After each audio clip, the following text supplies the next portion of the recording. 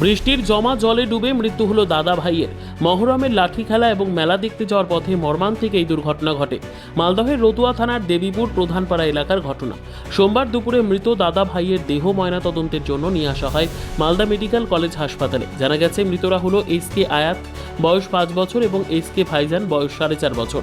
স্থানীয় একটি নার্সারিতে কেজি 1-এ পড়াশোনা করত তারা। জানা যায় গতকালকে বাড়ির পাশে এই দুই শিশুর সম্পর্কে দাদা ভাই মহরমের লাঠি খেলা এবং মেলা দেখতে যাচ্ছিল। যাওয়ার পথে রাস্তার ধারে থাকা একটি 3 ফিটের গর্তে পড়ে যায় তারা। গত দুদিন বৃষ্টি হয়, গর্তে জল জমেছিল, ফলে সেখানে পড়েই জলে ডুবে মৃত্যু হয় দুই ভাইয়ের। কয়েক ঘন্টা খোঁজাখুঁজির পর জমা জলের সেই গর্তে এক শিশুর হাত ভাসতে দেখে।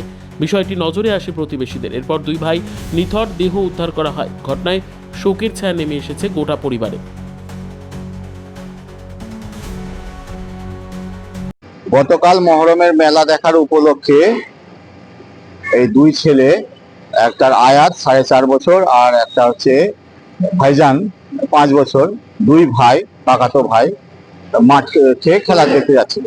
সেই সময় রাস্তার ধারে একটা হালকা নয়নজলি টাইপের আছে, সেখানে পরশু দিনের বৃষ্টির কারণে প্রচুর জল জমা ছিল। এবার এই দৌড়াতে গিয়ে ওরা তলিয়ে যায় এবং সে ডুবি হয়ে মারা যায়। কিভাবে বুঝতে পারলেন? আমরা গ্রামের ছেলেরা যখন খুব খোঁজাখুঁজি করতে লাগার পরে ওকে যখন পেলাম না, তখন একটা ছেলে ভেসে উঠেছিল। সে ঘন্টা 3 পরে সে বডি আমরা উদ্ধার করলাম। কতক্ষণ পর পেলেন? আনুমানিক ভেসে উঠেছিল, ওকে 12টা থেকে পাওয়া যাচ্ছিল না, 1:30টার দিকে ওদের বডি উদ্ধার হয়েছে। আপনার নাম? পারভেজ আহমেদ। আমি প্রতিবেশী। কি হয়েছিল? দুটা বাচ্চা কালকে মহরমের দিন ছিল, মেলা দেখার জন্য যাচ্ছিল। এবার তার আগে ঘোড়া এসেছিল, এরকম দেখার জন্য গেছে, বাড়িতে খোঁজাখুঁজি করতে পারেনি। তো বাগানের মধ্যে একটা মাটি করে গর্ত করে বাড়িতে দিয়েছিল, সে একটু গর্ত ছিল, বাচ্চাটা ওখানে গিয়ে পড়ে গিয়ে মারা গেছে।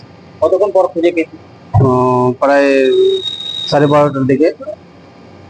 দু ভাই একাই যাচ্ছিল? হ্যাঁ, দু ভাই ছিল, সঙ্গে আর কেউ ছিল না। আপনারা কিভাবে বুঝতে পারলেন যে গর্ত করেছে?